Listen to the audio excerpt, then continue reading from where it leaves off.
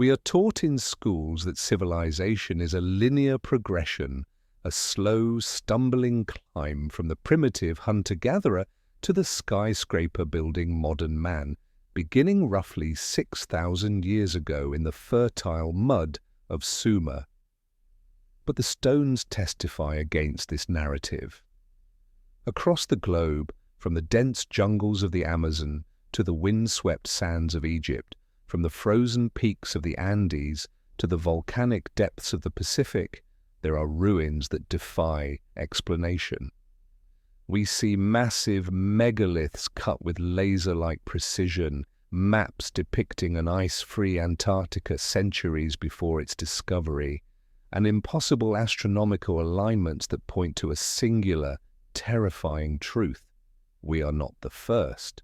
We are merely the survivors. A global, high-tech mother civilization existed long before us, spanning the entire planet, only to be wiped out by a cataclysm so severe it induced a collective amnesia in the human species. Today, we recover those memories. Before we dive deeper, ignite that like button and prepare for the revelations to come. Tell me in the comments where you are listening from, what time it is there, and as always with our videos, the visuals are here to add context, but they aren't necessary to follow along. Thank you for always having our back. Prepare yourself and let's dive in. To understand the magnitude of the deception, we must first look at the map of the ancient world through the lens of the isolationist model, the dogma currently held by mainstream academia. Historians and archaeologists insist that the great civilizations of antiquity, the Egyptians in Africa, the Maya and Inca in the Americas, the Khmer in Cambodia, and the builders of prehistoric Japan, evolved entirely independently of one another. They were separated by vast, impassable oceans and thousands of years of history, developing their cultures in hermetically sealed bubbles. If this were true, their architecture, their art, and their engineering should be as distinct as their languages. But when we strip away the vegetation and look at the bare bones of these cultures, we find a forensic match so precise it chills the blood. We are not looking at independent invention, we are looking at a shared legacy. The most obvious and glaring example is the pyramid. Why is it that cultures separated by the Atlantic and Pacific Oceans, with supposedly no contact, all decided to build massive triangular stone structures aligned to the cardinal points? We are told it is simply the most stable shape to pile rocks. But the Great Pyramid of Giza and the Pyramid of the Sun in Teotihuacan, Mexico, share more than just a shape. They share a base footprint that is nearly identical in size, and both encode mathematical constants like pi and phi that supposedly weren't discovered until thousands of years later. This is not a coincidence of stacking stones, it is a coincidence of advanced mathematics. However, the smoking gun is not in the shape of the buildings, but in the microscopic details of how they were held together. If you travel to the ruins of Tiahuanaco and Pumapunku in Bolivia, high in the thin air of the Andes, you will find massive stone blocks weighing hundreds of tons. Cut into these stones are distinct T-shaped grooves. These are keystone cuts designed to receive molten metal clamps that would hold the stones together against earthquakes. Now fly 4,000 miles away to the Temple of the Valley in Egypt. You find the exact same T-shaped cuts. Fly to the ruins of Angkor Wat in Cambodia. You find them again. Fly to the megalithic walls of Ollantaytambo in Peru. There they are. Mainstream archaeology cannot explain this.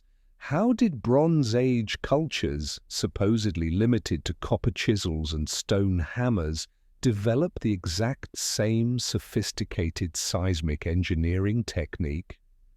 How did they master the smelting of metal alloys to pour into these grooves, often platinum or arsenic bronze, which require blast furnace temperatures on opposite sides of the planet? The statistical probability of unrelated cultures inventing the specific I-clamp or T-clamp technology simultaneously is 0. It is like finding a frantic caveman in Brazil and a monk in Tibet both building the exact same internal combustion engine from scratch. The only logical conclusion is that they didn't invent it. They inherited it.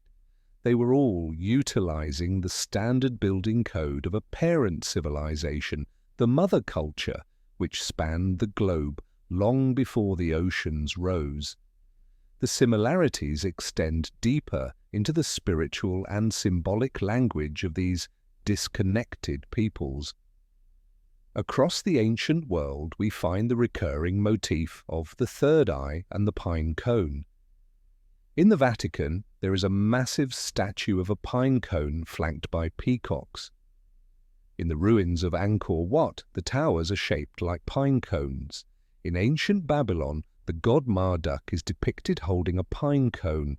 This is the pineal gland, the biological seat of consciousness and spiritual awakening.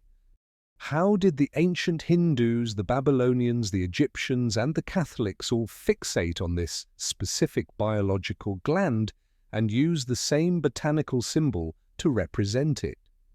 Furthermore, look at the architecture of the doorways.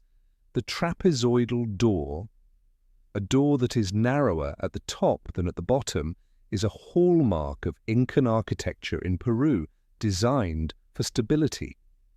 Yet we find the exact same trapezoidal doors in the ancient temples of Egypt and in the Druidic structures of Europe. We see the corbel arch used in the Mayan jungles and the Greek treasuries. We see the swastika symbol, traditionally associated with the sun and good fortune, appearing in Hinduism, in ancient Troy, among the Native Americans, and in Celtic carvings thousands of years before it was corrupted by the 20th century. These are not random doodles, these are corporate logos of a global empire. This web of impossible coincidences forces us to reconsider the timeline of human migration. Academics argue that ancient man was terrified of the ocean, hugging the coastlines in primitive canoes. But the distribution of these architectural and symbolic fingerprints suggests a maritime capability that rivals our own.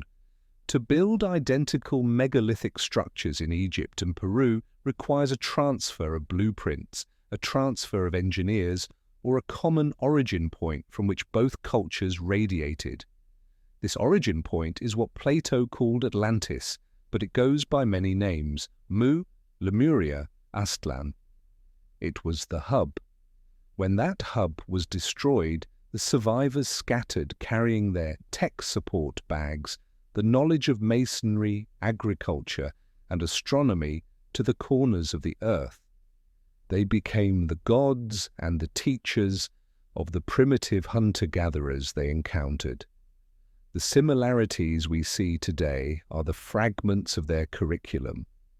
The Incas and the Egyptians were not strangers, they were distant cousins, estranged students of the same vanished master.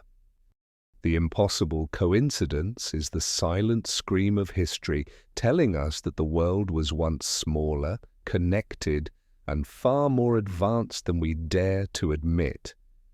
We are staring at the ruins of a planetary civilization, and we have been convinced to see them as isolated tribal projects. If the architectural similarities between Egypt and Peru constitute the circumstantial evidence of a lost global civilization, then Göbekli Tepe is the smoking gun lying on the floor of the courtroom, still hot to the touch.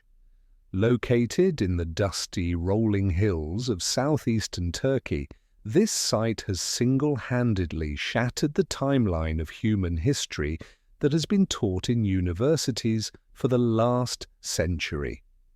discovered in the mid-90s by the German archaeologist Klaus Schmidt, Göbekli Tepe was initially dismissed as a medieval cemetery or a Roman outpost, but when Schmidt began to dig, he hit bedrock, and he hit a date that sent shockwaves through the scientific community from which it has never recovered. Carbon dating of the organic material found in the wall plaster revealed that the site was constructed roughly 12,000 years ago, around 9600 BC. To put that into perspective, that is 7,000 years older than the Great Pyramid of Giza and 5,000 years older than the first cities of Sumer. It is as far removed from the Romans as the Romans are from us. According to the standard model of history, humans at this time were primitive, nomadic hunter-gatherers. We were supposed to be chasing gazelles with flint spears and sleeping in temporary lean-tos made of sticks and animal skins. We had no agriculture, no pottery, no metallurgy, no wheel, and certainly no capacity to organize the massive workforce required to carve, transport, and erect megalithic stones. Yet there it stands, a massive complex of circular stone enclosures featuring T-shaped limestone pillars weighing up to 50 tons, arranged with geometric precision and aligned to the stars. The existence of Göbekli Tepe is a logical impossibility within the current paradigm. It is akin to finding a Boeing 747 in a garage from the time of Leonardo da Vinci. The sheer scale of the engineering is staggering. The central pillars are roughly 18 feet tall and are carved from a single piece of limestone. To move a 50-ton block from the quarry to the site, a distance of several hundred meters, without wheels or beasts of burden, would require hundreds of men, ropes, rollers, and a level of logistical coordination that hunter-gatherers simply do not possess. Hunter-gatherers live in small bands of 20 to 50 people. They survive hand to mouth. They do not have the surplus food to feed a standing army of masons and engineers for the decades it took to build this. This implies that agriculture, the fuel of civilization, must have been established thousands of years earlier than we thought, or that these people had a food source and a social hierarchy that has completely vanished from the record. Schmidt famously called it the cathedral on the hill, suggesting that religion came before the city, but the implications go far deeper. It suggests that the people who built Göbekli Tepe were not developing civilization, they were re-establishing it. The artistry found on the pillars further complicates the primitive narrative. These are not crude scratches or stick figures like the cave paintings of Lascaux. These are high-relief sculptures, meaning the background was carved away to leave the animal figures projecting from the stone in 3 dimensions. This requires a level of artistic planning and technical skill that rivals the masters of the Renaissance. The pillars are covered in a menagerie of dangerous creatures, scorpions, vultures, lions, boars, and snakes. There are no scenes of hunting or daily life. The imagery is menacing, protective, and deeply symbolic. The pillars themselves are anthropomorphic. They represent abstract human forms. The T-shape is the head and shoulders, and carved down the sides are arms with long fingers clasping the belly above a belt. This specific posture, hands meeting at the navel, is found on statues in Easter Island, Bolivia, and ancient India. Once again, the impossible coincidence rears its head. How did a supposedly isolated tribe in Ice Age Turkey adopt the exact same sacred posture that would appear cultures away thousands of years later? It points to a shared iconographic language, a religion of the survivors, that was carried across the world. What makes Göbekli Tepe even more mysterious is the fact that it appears in the archaeological record fully formed. There is no learning curve. We do not find smaller, cruder trial circles in the area dating back to 13,000 or 14,000 BC. It simply appears perfect and massive at 9600 BC. And then after being used for roughly 1,000 years, the quality of the construction declines. The later circles are smaller, the carvings less intricate. It is a civilization in reverse, starting at the peak of capability and slowly forgetting its own technology. This is the hallmark of a legacy civilization, a group of people who arrived with high knowledge but slowly lost it over generations as they struggled to survive in a harsh new world. The date, 9600 BC, is the key. This date coincides perfectly with the end of the Younger Dryas, the cataclysmic period of rapid warming and flooding that ended the last ice age. This fits the Atlantis timeline described by Plato exactly. Plato wrote that Atlantis was destroyed 9,000 years before the time of Solon, 600 BC, which puts the destruction at 9600 BC. Göbekli Tepe, therefore, is likely a restart point.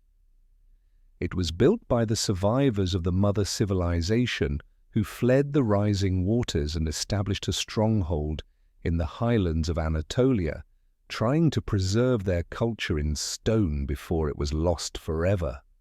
The final and most baffling aspect of Göbekli Tepe is its end. Around 8000 BC, the entire site was deliberately buried. This was not a natural event. The builders didn't just walk away and let the sands of time cover their work. They mobilized a massive workforce to haul thousands of tons of earth, rubble and bones to completely backfill the enclosures, burying the pillars upright and intact. Why? Why build the greatest monument in human history only to bury it? The act of burial suggests a time capsule. They were hiding it. Perhaps they feared a secondary cataclysm, a return of the floods and fires, and wanted to protect their knowledge. Or perhaps they were hiding it from an enemy, a rival faction of survivors, or a degenerate population that would desecrate the sacred archives. By burying it, they preserved it perfectly for 10,000 years, ensuring that the message would reach a future generation, us. Göbekli Tepe is a message in a bottle thrown into the ocean of time. And now that we have opened it, we can no longer pretend that we don't know the truth. We are a species with amnesia, and our ancestors went to immense lengths to make sure we eventually remember who we are. The site is only 5% excavated. We have barely scratched the surface, but that scratch has already bled the mainstream timeline to death. If Göbekli Tepe is the chronological anchor that drags history back into the deep past, then the phenomenon of polygonal masonry is the technological fingerprint that proves the existence of a global, unified mother civilization. When we look at the ruins of the ancient world, we are trained to see them as the products of distinct, isolated cultures. We see the Inca in the Andes, the pharaohs in the Nile Valley, the shoguns in Japan, and the megalithic builders of the Mediterranean. But if you strip away the cultural decorations, the statues, the paintings, and the later additions, and look strictly at the foundational stonework, the differences evaporate. You are left with a singular, unmistakable architectural style that appears on almost every continent, a style so complex and so precise that modern engineers struggle to replicate it even with diamond-tipped saws and computer-aided design. This is the masonry of the gods. It is characterized by massive, irregular stones, some weighing as much as a fully loaded Boeing 747, that are cut into bizarre, non-uniform shapes and fitted together like a three-dimensional jigsaw puzzle.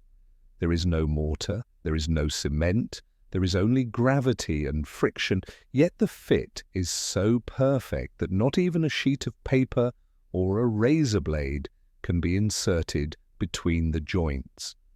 The mainstream explanation is that these primitive people used pounding stones to chip away at the rock for decades until it fit.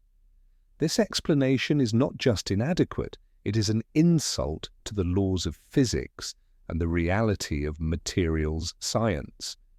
To understand the absurdity of the pounding stone theory, we must transport ourselves to the fortress of Sacsayhuaman overlooking Cusco in Peru. Here we find walls made of andesite blocks weighing up to 360 tons. Andesite is an incredibly hard volcanic rock, rich in silica. The mainstream theory posits that the Inca, a Bronze Age civilization that did not possess the wheel or iron tools, dragged these monsters from quarries miles away, up steep mountain terrain, and then lifted them into place using ropes and manpower. But the challenge is not just the lifting, it is the fitting. These are not square bricks, they are polygons with 10, 12, or even 30 distinct angles. Each stone is unique. For a 300-ton stone to fit perfectly against its neighbor, it would have to be lifted, checked for fit, lowered, chipped, and lifted again. To do this with a stone of that magnitude would require a crane capable of lifting a locomotive, and it would have to be done hundreds of times for a single block. The sheer logistical nightmare of trial and error with 300 tons makes the primitive narrative collapse. Furthermore, the stones are not just fitted on the front face, they are fitted perfectly all the way through the depth of the block. They lock together in 3 dimensions, creating a structure that is virtually, essentially, a single, fused unit. The mystery deepens when we cross the Atlantic to Egypt. Next to the Sphinx sits the Valley Temple, a structure that is starkly different from the chaotic mud-brick construction of later Egypt. It is built with the exact same polygonal style as Sacsayhuaman. Massive blocks of red granite, quarried in Aswan 500 miles away, are fitted together with the same mortarless puzzle piece precision. We see the same strange nubs, or bosses, protruding from the bottom of the stones, small square bumps that appear on the granite blocks in Egypt and on the andesite blocks in Peru. What are they? Mainstream archaeologists shrug them off as lifting points that were never chipped away. But why would a civilization obsessed with aesthetic perfection leave ugly bumps on their finished temples? A more radical theory suggests these nubs are artifacts of the manufacturing process. They suggest that the stones were not cut but molded. Some researchers propose that the mother civilization possessed a technology to soften stone, perhaps using intense heat, sound vibration, or a chemical geopolymer paste, rendering the rock temporarily plastic. If the stone was soft, like clay, it could be pressed into place, ensuring a perfect airtight fit every time, and the nubs might be the injection points or the remnants of the mold supports.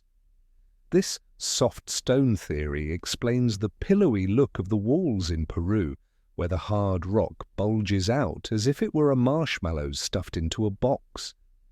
This masonry style is not just an aesthetic choice, it is a survival mechanism. It is seismic engineering of the highest order. The mother civilization lived in a volatile world, a world prone to the massive cataclysms we discussed earlier. They knew that rigid structures crack, If you build a wall of uniform rectangular bricks with mortar, a shear wave from an earthquake will snap the mortar line and bring the wall down. But polygonal masonry is designed to dance. Because the stones are irregular and interlocking, they have no single line of weakness.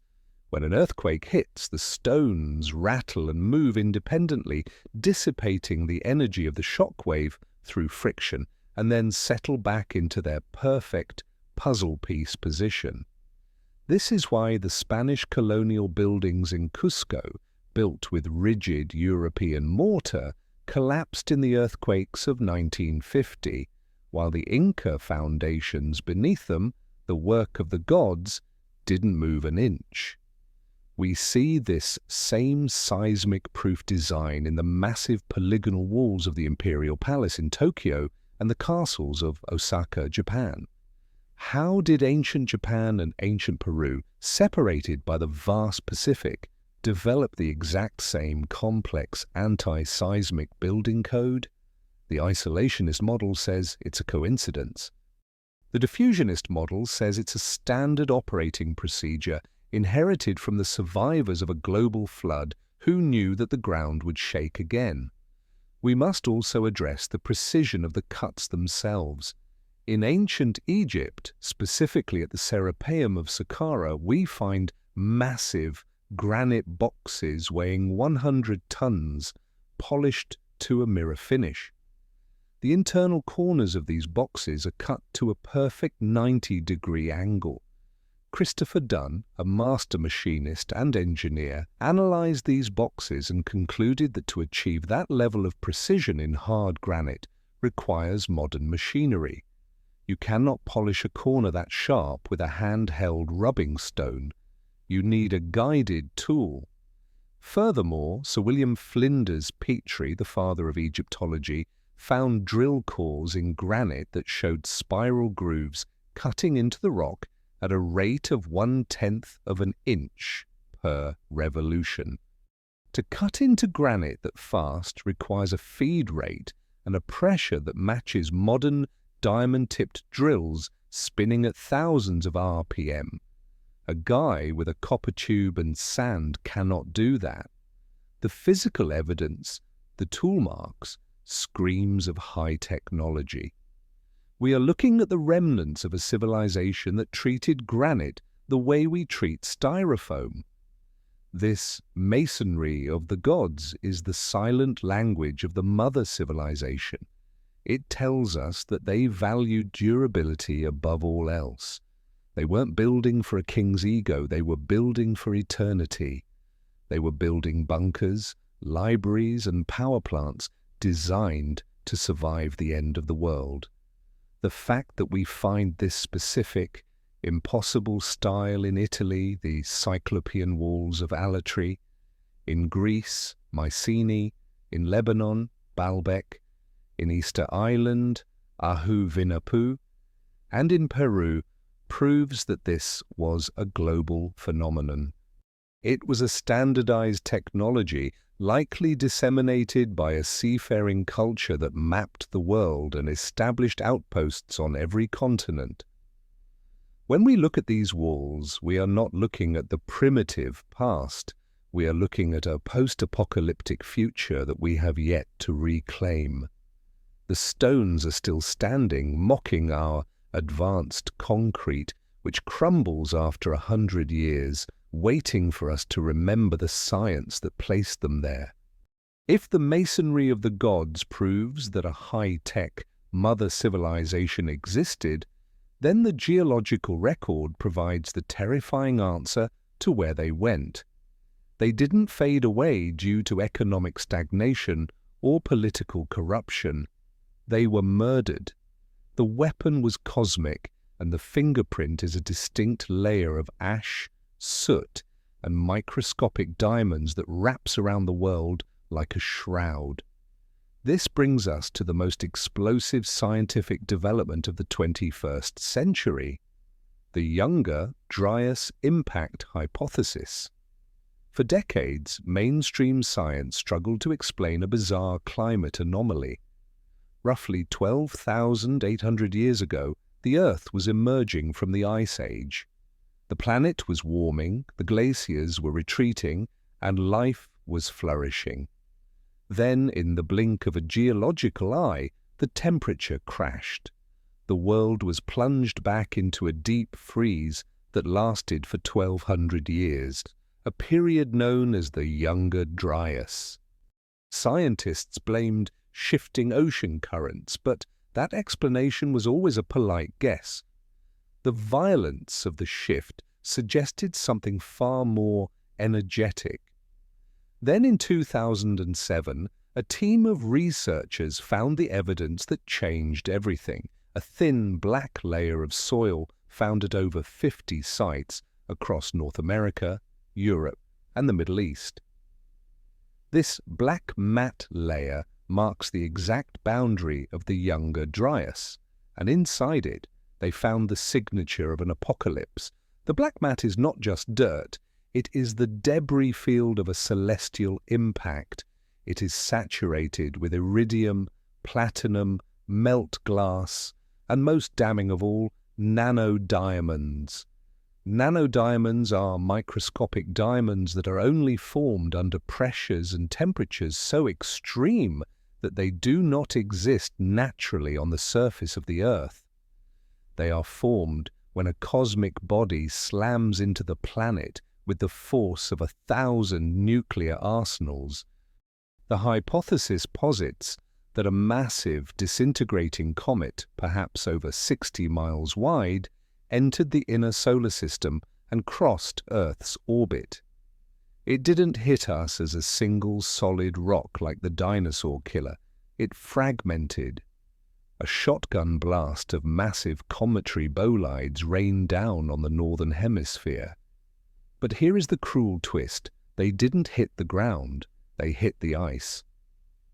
The primary impacts occurred over the Laurentide ice sheet, a 2-mile thick glacier that covered most of Canada and the northern United States. If a comet hits solid ground, it leaves a crater. If it hits 2 miles of ice, it vaporizes the ice instantly, leaving no traditional crater, but causing a devastation that is arguably worse. The kinetic energy of the impact was transferred into heat, liquidizing millions of cubic miles of ice in seconds. The result was a flood of biblical proportions. This is not the slow rising of sea levels that we worry about today. This was a wall of water. The impact effectively detonated a hydrogen bomb on top of the ice cap. The flash-melted water burst out of the glacial prison, scouring the landscape of North America down to the bedrock. Geologist Randall Carlson has spent decades documenting the scablands of Washington state, a landscape of massive canyons, ripples, and dry waterfalls that could only have been carved by a flow of water 10 times the combined flow of all the rivers on Earth today. This torrent didn't just wash away trees, it washed away civilization. Anything standing in North America, the supposed heartland of the Clovis people and perhaps outposts of the mother civilization, was erased. The water rushed into the North Atlantic, shutting down the Gulf Stream and plunging the world into a sudden, brutal winter. But the water was only half the story. The atmospheric friction of the falling comet fragments ignited forest fires that burned across 10% of the planet's surface. The smoke and soot blocked out the sun, creating a nuclear winter that killed off the vegetation that survived the flood. This event is the great dividing line in human history. It is the boundary between the antediluvian world of the gods and the post-diluvian world of the survivors. It explains the sudden, mass extinction of the megafauna. Before this date, the Americas were populated by woolly mammoths, giant sloths, saber-toothed cats, and massive camels. After this date, they were gone. They didn't die of a flu, they were blasted, drowned, and starved into oblivion. The black mat layer is often found directly on top of the mammoth bones, sealing their fate in a layer of cosmic charcoal. And if it killed the mammoths, it killed the humans. The Clovis culture, the officially recognized first inhabitants of America, vanishes from the archaeological record at this exact moment. Their intricate spear points stop appearing, they were wiped out, and with them the global maritime network of the mother civilization was shattered. The ports were drowned, the agricultural centers were burned, and the knowledge hubs like Atlantis, likely located in a coastal region or on a landmass that was submerged or frozen, were destroyed. This cataclysm is the root cause of our species' collective amnesia. Imagine the trauma of the survivors. One day, you are living in a sophisticated society with astronomy, masonry, and trade. The next day, the sky turns to fire, the ocean swallows the land, and the sun disappears for years. The survivors were reduced to a state of primal scavenging. They huddled in caves and high mountains, places like Göbekli Tepe or the Andes, fighting for scraps of food in a frozen wasteland. Over a few generations, the knowledge of engineering, mathematics, and writing became useless luxuries compared to the knowledge of how to start a fire or skin a rat. The high technology became magic. The scientists became priests. The history became myth. We forgot the mother civilization because we were traumatized into forgetting. We repressed the memory of the fire to preserve our sanity. The Younger Dryas impact didn't just reset the climate, it reset the human mind. It turned us from the children of the gods into the orphans of the apocalypse, wandering through the ruins of a home we can no longer remember building. In the aftermath of the Younger Dryas apocalypse, when the waters receded and the ash settled, a strange and specific archetype began to appear in the mythology and art of the scattered human tribes. It is the image of the civilizing hero, the wise teacher who arrives not from the sky but from the sea, walking among the primitive survivors to teach them the arts of agriculture, law, and masonry. But it is not just the story that is consistent, it is the accessories. Across the ancient world, separated by thousands of miles and thousands of years, the statues and reliefs of these gods depict them holding two distinct objects. In one hand, a pine cone, or a small fruit, and in the other, a curious square object with a looped handle. It looks, for all intents and purposes, like a modern designer handbag. This cosmic handbag is one of the most baffling and persistent anomalies in archaeology. It appears in the cradle of civilization, ancient Sumer, modern Iraq, carved into the stone reliefs of the Apkallu, the 7 demigod sages who were said to have emerged from the Persian Gulf before the flood. These winged beings, often depicted with bird or fish heads, possibly representing masks or helmets, hold the bag with a sense of ritualistic importance. Mainstream historians dismiss it as a water bucket used for blessing sacred trees, but water buckets don't explain why the exact same object appears across the Atlantic Ocean in the jungles of Mexico. Travel to the Olmec site of La Venta in Mexico, the precursor to the Maya and the Aztec. Here, on Monument 19, we find a carving of a man, possibly Quetzalcoatl, the feathered serpent, sitting inside the coils of a snake. In his hand, he holds the exact same bag. The shape is identical, a rectangular bottom with a semicircular handle. How did the Olmecs, who supposedly had no contact with the Sumerians, decide to depict their highest deity holding the same specific accessory? The rabbit hole goes deeper. At Tula, the capital of the Toltecs, the massive Atlantean statues hold an object at their side that resembles this bag, or perhaps a plasma weapon, depending on your interpretation. But the most shocking appearance of the handbag is at Göbekli Tepe. Carved into the top of Pillar 43, the famous vulture stone, are 3 clear pictograms of these handbags. Remember, Göbekli Tepe is 12,000 years old. It predates the Sumerians by 6,000 years and the Olmecs by even more. This means the handbag symbol was not invented by the Sumerians. It was inherited by them. It is a symbol that dates back to the very moment of the reboot. What is in the bag?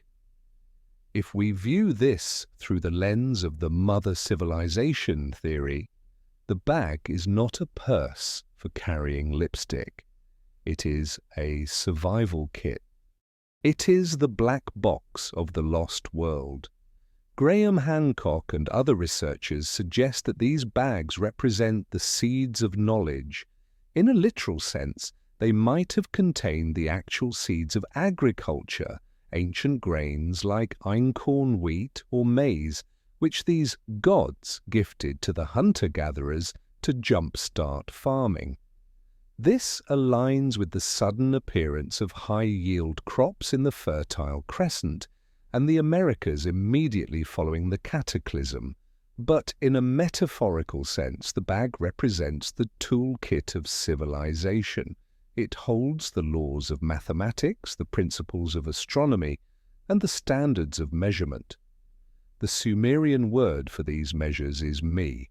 The gods were said to possess the me, the divine decrees that form the basis of social institutions. The bag is the repository of the me. It is the symbol of authority held by the magicians of the gods, the survivors who knew how to rebuild the world. This archetype of the 7 sages, the Apkallu in Sumer, the Saptarishi in India, the Shemsu Hor in Egypt, tells a consistent story of a brotherhood of survivors. They are described as being distinct from the local population, taller, paler, often bearded, and wearing strange clothes like fish scales. They travel the world not to conquer but to teach. They are the missionaries of the mother culture. The fact that they are depicted holding the pine cone, symbolizing the awakening of consciousness via the pineal gland, in one hand, and the handbag, symbolizing the tools of physical civilization, in the other, is a perfect duality. They are offering both spiritual enlightenment and material technology. They are trying to pollinate the human mind, just as the Sumerian reliefs show them pollinating the sacred tree. The universality of the handbag symbol is the corporate logo of this reconstruction effort. It proves that the re-civilization of Earth was a coordinated project. It wasn't random tribes figuring out farming on their own. It was a deliberate intervention by a group of influencers who possessed a memory of the old world. When we see the handbag at Göbekli Tepe, we are looking at the start of the mission. When we see it in Sumer and Mexico, we are looking at the successful branches of that mission blossoming thousands of years later. The bag is a mnemonic device carved in stone to remind us that everything we have, our wheat, our laws, our math, was carried out of the fire by a few brave souls who held on to their luggage while the world burned. If the handbag gods were the teachers, then they must have had a way to get to the classroom. The standard narrative of history tells us that transoceanic travel was impossible until the age of discovery in the 15th century. We are told that Columbus, Magellan, and Cook were the first to truly map the globe. But tucked away in the dusty archives of libraries and museums are maps that make a mockery of this claim. These are the uparts of cartography, out-of-place artifacts that show the world as it looked thousands of years before modern history began. The most famous and undeniable of these is the Piri Reis map, drawn in 1513 by an Ottoman admiral and intelligence officer. Piri Reis was a man of science, not fantasy. In his notes, he explicitly states that he did not survey the world himself. Rather, he compiled his map from 20 older source maps, some dating back to the time of Alexander the Great, and others he cryptically refers to as being from the ancient sea kings. The map is a masterpiece of precision. It depicts the coastlines of South America and Africa with a relative longitudinal accuracy that European sailors wouldn't achieve for another 3 centuries, until the invention of the chronometer. But the detail that stops the heart of every geologist is at the bottom of the map. It shows the northern coastline of Antarctica, Queen Maud Land, extending from South America. The problem is not just that Antarctica wasn't discovered until 1820. The problem is the ice. Today, Queen Maud Land is buried under a mile-thick sheet of glacial ice that extends well beyond the coastline into the ocean. No one has seen the actual rocky coast for millions of years, according to geologists. Yet the Piri Reis map shows the coastline without the ice. It shows bays, islands, and river mouths, where today there are only glaciers. In 1949, a joint British-Swedish reconnaissance mission used seismic sounding to map the topography of the land beneath the ice. Their findings matched the Piri Reis map perfectly. This creates a terrifying logical paradox. Either the Ottoman admiral was a lucky guesser of astronomical proportions, or his source maps were drawn by people who saw Antarctica before it was frozen. According to the Adam and Eve model, or the Hapgood crustal displacement theory, the last time this part of Antarctica was ice-free was likely before 4000 BC, or perhaps even before the 12,000 year ago cataclysm. This implies that a civilization with the capability to map the entire globe using complex spherical trigonometry to project a curved Earth onto a flat parchment existed in deep prehistory. But the Piri Reis map is not alone. In 1531, the French cartographer Oronteus Phineas published a map of the world that includes a depiction of Antarctica so detailed it includes mountain ranges and river valleys in the interior of the continent. Again, modern science confirms that these mountain ranges exist, buried deep under the ice. The Phineas map shows the Ross Sea as an open bay, implying a warm climate where ships could sail right up to the shore. This level of detail suggests a comprehensive survey of the continent, likely done from the air or by a maritime culture with advanced navigational instruments. These maps are the black boxes of the mother civilization. They prove that the ancient world was globalized. You cannot map a continent you haven't visited. You cannot map a coastline you haven't surveyed. The existence of these maps destroys the isolationist model.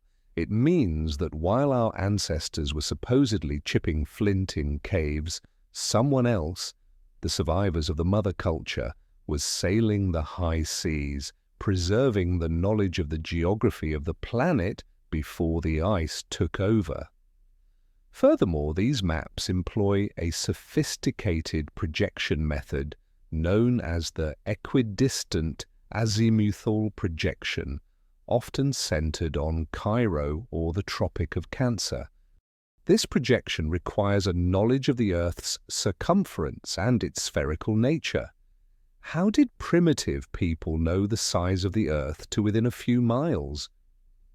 The Great Pyramid of Giza is essentially a scale model of the Northern Hemisphere, located at the exact center of the Earth's landmass.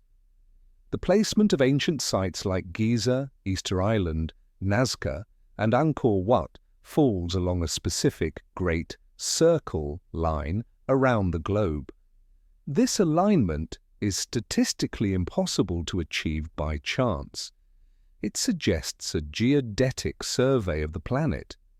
The ancient sea kings weren't just sailors, they were geodesists.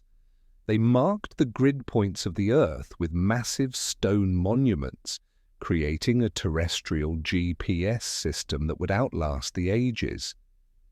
The implication of these maps is that the history of exploration is not a discovery, but a rediscovery. When Columbus sailed to the Americas, he wasn't guessing. He had maps. He knew there was land there. He likely had copies of these ancient charts passed down through secret societies or preserved in the archives of the Vatican and Constantinople. The age of discovery was actually a salvage mission. We were using the scraps of the mother civilization's library to find our way back to the lands they once ruled. The ice-free Antarctica on the Piri Reis map is the ultimate proof that the climate and the civilization that lived in it was radically different in the recent past. It is a snapshot of the world before the fall, preserved in ink and parchment, waiting for us to realize that we are walking in the footsteps of giants. Standing on the Giza Plateau, the Great Pyramid looms not just as a mountain of stone, but as a mountain of contradictions. For centuries, Egyptologists have looked us in the eye and told us that this structure, comprised of 2.3 million blocks of limestone and granite weighing 6 million tons, aligned to true north with an accuracy of 3/60ths of a degree, is nothing more than a glorious tomb for a dead pharaoh named Khufu. They tell us that a Bronze Age civilization, using copper chisels and hemp ropes, piled this up to satisfy the ego of a king. Yet there is a deafening silence inside the Great Pyramid that screams against this theory. Unlike every other authentic tomb found in the Valley of the Kings, which is covered floor to ceiling in intricate hieroglyphs, paintings, and spells to guide the soul to the afterlife, the Great Pyramid is stark naked. It is sterile. There are no inscriptions. There are no cartouches. There are no murals. And most importantly, there was no mummy. When the Arabs under Caliph al-Ma'mun first blasted their way into the pyramid in 820 AD, they found the sarcophagus empty. It was a sealed vault with no body. The tomb theory is an assumption based on context, not content. If you found a nuclear reactor 1,000 years from now with no fuel rods inside, you might call it a temple, but you would be wrong. And that is exactly what the Great Pyramid is. It is not a tomb, it is a machine. To understand the machine, we must look at the blueprint through the eyes of an engineer, not an archaeologist. Christopher Dunn, a master craftsman and engineer, spent decades analyzing the internal geometry of the pyramid and concluded that every feature corresponds to the components of a massive power plant. The king's chamber is constructed of red granite brought from Aswan. This granite is 55% silicon quartz crystal. In physics, we know that quartz is piezoelectric. If you squeeze a quartz crystal or vibrate it, it generates an electrical charge. The king's chamber is essentially a massive transducer. Above the chamber are 5 layers of granite beams weighing 70 tons each, separated by air gaps. Egyptologists call these relieving chambers to keep the roof from collapsing, but that makes no structural sense. A simple corbelled arch would have been easier and stronger. Dunn argues that these beams are tuning forks. They are designed to resonate. When the pyramid vibrates, perhaps stimulated by the seismic hum of the earth itself or acoustic input, These beams vibrate at a specific frequency, stressing the quartz in the chamber below and generating a massive piezoelectric field. The pyramid is a geomechanical battery, but a battery needs fuel. This brings us to the mysterious air shafts of the Queen's chamber. For years, these narrow shafts were thought to be ventilation for the workers, which is absurd, as the chamber was sealed, or soul paths for the pharaoh. But in 1993, the robot UPUAUT-2 explored these shafts and found they didn't exit the pyramid. They were blocked by stone doors with copper handles. Why put copper handles in a ventilation shaft? Copper is a conductor.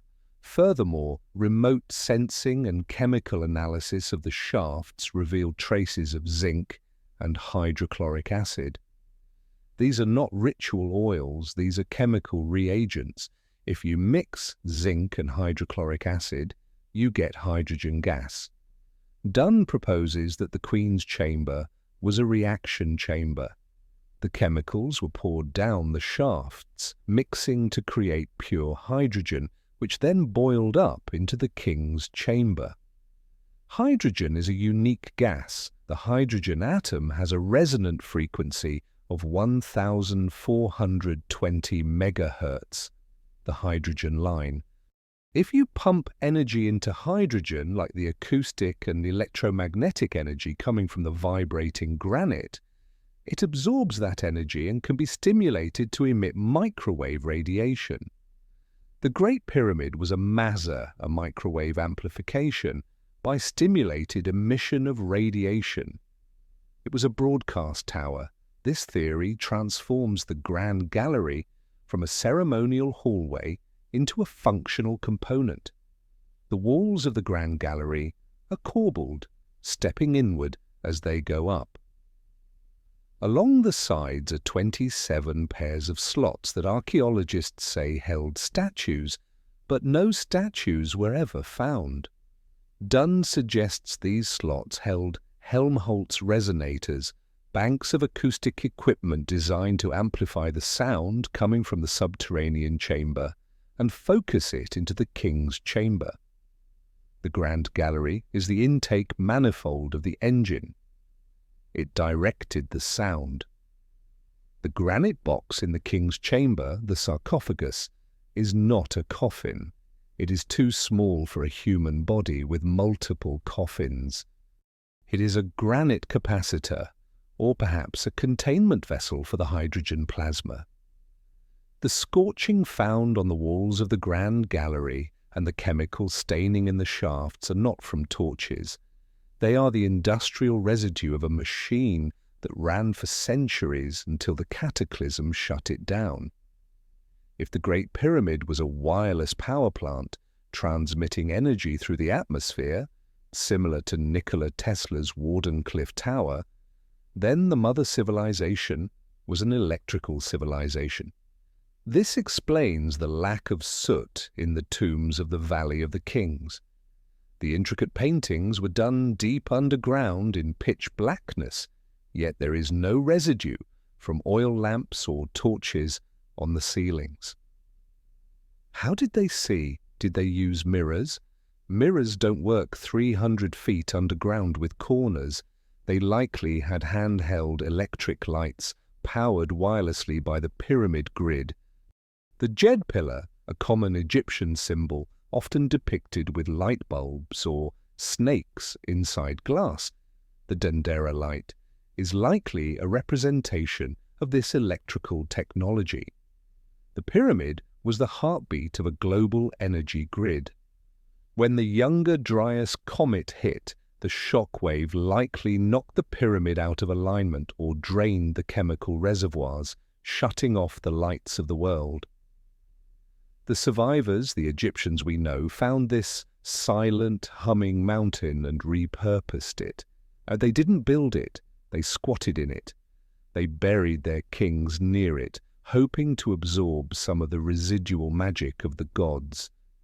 To call it a tomb is to mistake a nuclear reactor for a headstone just because someone died nearby. The machine is still there, waiting for the engineers to come back and turn the key. If the Great Pyramid is the silent machine of the mother civilization, then the Great Sphinx is its scarred and battered watchdog. Sitting low in the limestone trench of the Giza Plateau, this 240-foot-long hybrid of man and lion stares eternally toward the eastern horizon. For nearly a century, the standard model of Egyptology has insisted that the Sphinx was carved around 2500 BC by the pharaoh Khafra, the same king attributed to the Second Pyramid. Their evidence is dangerously thin. It relies almost entirely on the proximity of the Sphinx to Khafra's Valley Temple and a single syllable, Kaf, found on the dream stele, a granite slab erected between the Sphinx's paws by a much later king, Thutmose IV, over 1,000 years after the fact. The establishment treats this syllable as a notarized birth certificate. But in the early 1990s, a geologist from Boston University named Dr. Robert Schoch walked into the Sphinx enclosure and looked at the monument not as a piece of art, but as a rock formation. What he saw didn't just challenge the date, it shattered the entire timeline of the ancient world. Schoch noticed that the body of the Sphinx and the deep vertical walls of the enclosure surrounding it were not weathered by wind and sand. They were weathered by water. To understand the explosive nature of this observation, you have to understand the difference between erosion types. The Giza Plateau is on the edge of the Sahara Desert. For the last 5,000 years, it has been bone dry. Erosion in a desert is caused by wind-blown sand, which acts like sandpaper. It scours the rock horizontally, picking out the softer layers and leaving a profile that looks like a stack of pancakes or sharp, horizontal fissures. But the Sphinx enclosure shows something radically different. It features deep, rolling vertical fissures that run from the top of the wall to the bottom. In geology, this is the textbook signature of precipitation-induced weathering. It is caused by heavy, relentless rainfall pouring off the plateau, cascading over the walls and scouring out deep channels over thousands of years. It looks like a melted candle. Schoch, a tenured professor of geology with no interest in New Age theories, presented his findings to the Geological Society of America. He stated simply, "The Sphinx was eroded by rain, lots of it." This geological fact creates a chronological nightmare for the mainstream historians. If the Sphinx was carved in 2500 BC, it was carved in a desert. It should show wind erosion like the other tombs at Giza. To find a climate in Egypt wet enough to produce the catastrophic water weathering seen on the Sphinx, you have to wind the clock back to the Green Sahara period, also known as the Neolithic subpluvial. You have to go back to at least 7,000 BC, or more likely, to the period immediately following the end of the last ice age, around 10,500 BC. During this time, the Earth was transitioning out of the freeze, and the climate was chaotic, characterized by massive monsoons and tropical rains that turned the Sahara into a lush savanna. If the Sphinx was weathered by rain, it must have been standing there during the rain. This means the Sphinx is not 4,500 years old. It is at least 12,000 years old. It predates the dynastic Egyptians by a span of time longer than all of recorded history. It is a legacy monument of the mother civilization, standing guard over the Giza necropolis long before the first pharaoh was even born. The implications of the water erosion hypothesis explain another baffling mystery of the monument, the head. Look at the Sphinx. The head is completely out of proportion to the body. It is too small. In Egyptian art, proportion is everything. The pharaonic sculptors were obsessed with the grid system.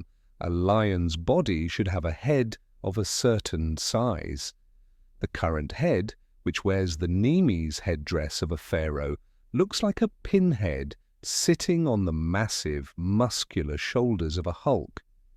The most logical explanation, supported by Schock and fellow researcher John Anthony West, is that the head is not the original. The Sphinx was originally a lion, a complete lion, with a massive mane and a lion's head proportional to the body. This lion stood on the plateau for thousands of years, weathering under the ancient rains. By the time the dynastic Egyptians arrived or rose to power in 2500 BC, the original head was likely heavily eroded or damaged. A pharaoh, perhaps Khafra, decided to co-opt the ancient monument. He ordered his stonemasons to recarve the damaged lion's head into his own likeness. To do this, they had to cut away the weathered stone, reducing the volume of the head and creating the pinhead disproportion we see today. This explains why the head is in much better condition than the body. It is a fresh cut on an ancient statue. The Egyptians didn't build the Sphinx, they vandalized it. The lion theory connects perfectly with the astronomical alignment of the Giza Plateau. In the field of archaeoastronomy, researchers like Robert Bauval have pointed out that the Sphinx faces due east, the direction of the rising sun. If you travel back in time to the epoch of 10,500 BC, the same date suggested by the geology, a remarkable alignment occurs. On the morning of the spring equinox, the sun rose into the constellation of Leo, the lion. This means that if the Sphinx was originally a lion, it was built to look at its own celestial reflection. It was a terrestrial marker of the age of Leo. This was the era of the mother civilization. They built the lion on the ground to mirror the lion in the sky, locking the monument into the precession of the equinoxes. The entire Giza Plateau is a clock. The pyramids mirror the belt of Orion as it appeared in 10,500 BC, and the Sphinx mirrors Leo. The odds of the geology, rain erosion, and the astronomy, Leo alignment, both pointing to the exact same date of 10,500 BC by accident, are astronomical. The resistance to this theory from the academic establishment has been ferocious. Zahi Hawass, the former Minister of Antiquities in Egypt, famously shouted down archaeologists who brought up the water erosion, calling it hallucinations. Why the anger? Because if you admit the Sphinx is 12,000 years old, the entire narrative of human evolution collapses. It means there was a high civilization capable of carving the largest monolithic statue in the world at a time when we were supposed to be primitive tool users. It validates Plato. It validates the lost civilization. It means that the roots of Egypt are not in the desert sands, but in the forgotten rains of the Ice Age. The Sphinx sits there, covered in repairs, its paws resting on the bedrock, laughing at our textbooks. It knows the truth because it felt the water. It watched the sky change. It is the last survivor of the Golden Age, and the water stains on its back are the tear tracks of a world that was washed away. The rocks do not lie, only the people interpreting them do. For 500 years, the Amazon rainforest has been the ultimate symbol of wild, untamed nature. We are taught that it is a pristine, primeval wilderness, a green hell where humans are merely trespassers, capable only of living in small, primitive hunter-gatherer tribes. The standard academic model insists that the soil of the Amazon, acidic, nutrient-poor Latersol, is too toxic and leached by heavy rains to support large-scale agriculture. Therefore, complex civilization could never have evolved there. It is a biological desert disguised as a paradise. But in the last decade, this entire narrative has been stripped away, not by machetes, but by lasers. The deployment of LiDAR, light detection and ranging technology over the Amazon basin has done for archaeology what the MRI did for medicine.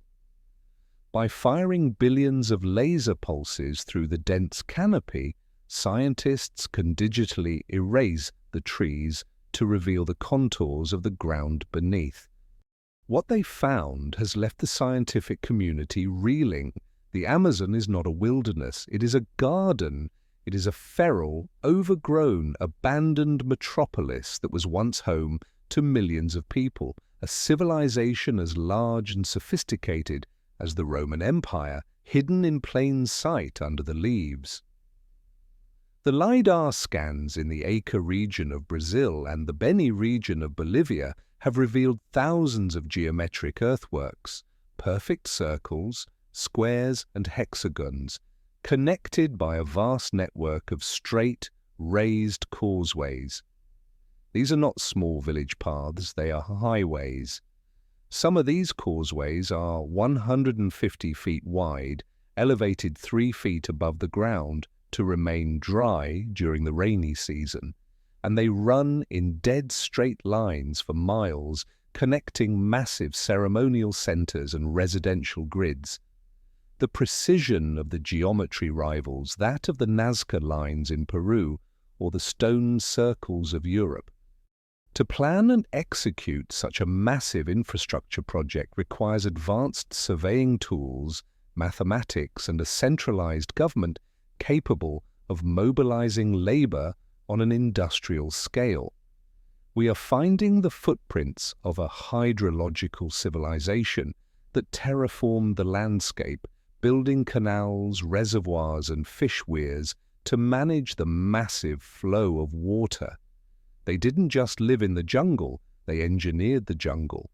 This discovery provides a stunning vindication for the one man who told the truth and was branded a liar for centuries, Francisco de Orellana. In 1541, Orellana became the first European to navigate the entire length of the Amazon River. Upon his return to Spain, he reported seeing incredible sights. He described a riverbank that was densely populated for hundreds of miles. He spoke of gleaming white cities, massive road networks, fine porcelain that rivaled the Chinese, and millions of warriors. He described a civilization that was thriving. But when later explorers returned a century later, they found nothing. They found only the jungle and small, scattered tribes. Historians concluded that Orellana had hallucinated or lied to get funding. They called it the fantasies of El Dorado. But the LiDAR proves Orellana was right. So where did the people go? The answer is the silent killer of the New World, smallpox. The disease traveled down the trade routes faster than the Spaniards. By the time the next wave of Europeans arrived, 95% of the Amazonian population had been wiped out by a plague they never saw coming. Their cities, built largely of wood and earth rather than stone, were reclaimed by the aggressive jungle in a matter of decades. The pristine wilderness we see today is actually a graveyard. It is a post-apocalyptic landscape, but the most advanced technology of this lost Amazonian civilization was not their roads, it was their dirt. To bypass the problem of the poor Amazonian soil, they invented a solution that modern science is still trying to reverse engineer: terra preta, black earth. This is not natural soil, it is a bioengineered product. It is a mixture of charcoal, bone meal, manure, pottery shards, and specific microorganisms created through a process of cool burning or pyrolysis. Unlike normal soil, which depletes after a few harvest cycles, terra preta is self-regenerating. It is alive. It acts like a microbial reef, sequestering carbon and holding nutrients in the soil for centuries. There are patches of terra preta in the Amazon today that are thousands of years old and are still fertile enough to be bagged and sold as potting soil. This represents a mastery of soil science and biotechnology that exceeds our own. We destroy our topsoil with chemical fertilizers. They created a soil that grows itself. The volume of terra preta found in the Amazon is staggering. Some estimates suggest it covers an area the size of France.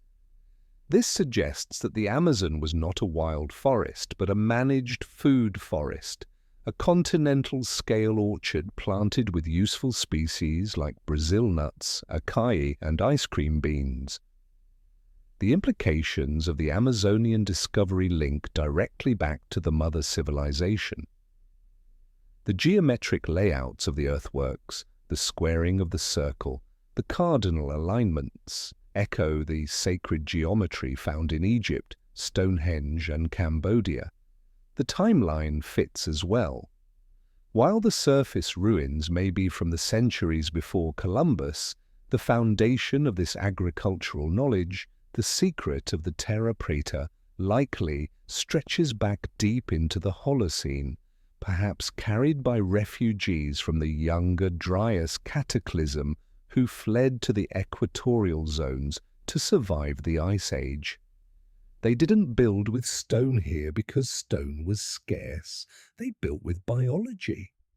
They domesticated the most complex ecosystem on Earth. The lost Amazonian metropolis challenges our definition of technology. We think technology is metal and silicon, but the Amazonians show us that true technology is the ability to work in harmony with the biosphere to support millions of people without turning the land into a desert. We are currently burning down the Amazon to graze cattle, unaware that we are burning down the library and the laboratory of a superior culture. The trees are hiding the truth, but the lasers are finally peeling back the canopy to reveal that the green hell was once the Garden of Eden. If the masonry provides the body of the mother civilization, then sound provides the breath. When we study the massive ruins of the ancient world, we are obsessed with the visual, the alignment, the size, the carvings, but we are missing the invisible half of the architecture. We are looking at stereo speakers and judging them by the wood cabinet, ignoring the music they were built to play. A growing body of evidence suggests that the builders of the pyramids, the temples of Malta, and the caves of India possessed a mastery of acoustics that goes far beyond simple echoes. They understood the science of cymatics, the ability of sound to shape matter and alter consciousness. This is not a poetic metaphor, it is hard physics. In the ancient texts of almost every culture, the creation of the world is attributed to a sound. In the Bible, it is the word. In Hinduism, it is Om. In Egypt, the god Ptah speaks the world into existence. We have dismissed these as myths, but if you walk into the Hal Saflieni Hypogeum in Malta, you realize they were describing a technology.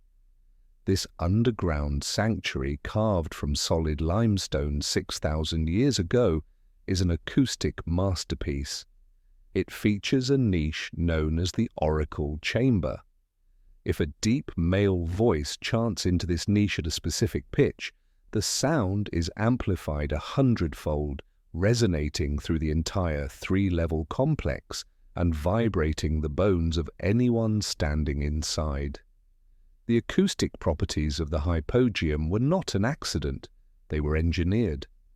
In 2008, a team of researchers from the University of Malta tested the resonant frequency of the chamber and found that it locks in at exactly 110 to 111 Hz. This is not a random number. In neuroscience, this specific frequency is a magic key.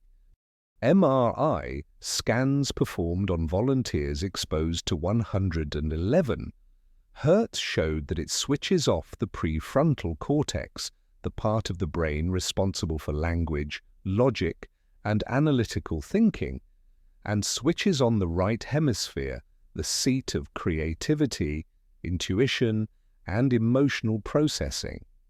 It induces a trance state almost instantly. The hypogeum was not just a temple, it was a consciousness machine. It was a psychoacoustic chamber designed to alter the brain waves of the initiate, facilitating communication with the gods, or accessing higher states of awareness without the need for drugs. The mother civilization didn't just build stone structures, they built instruments to tune the human mind. But the power of sound in the ancient world likely extended beyond the mind. It extended to matter itself. We must confront the controversial theory of acoustic levitation. How were the multi-ton blocks of the Great Pyramid or the megaliths of Stonehenge moved? The standard explanation of ropes, logs, and thousands of slaves fails the physics test when applied to 70-ton granite beams lifted 300 feet into the air in a confined space. There is no room for ramps, there is no room for cranes. However, legends from around the world speak of stones being sung into place. In Bolivia, the local Aymara legends say the temples of Tiahuanaco were built to the sound of a trumpet that made rocks float.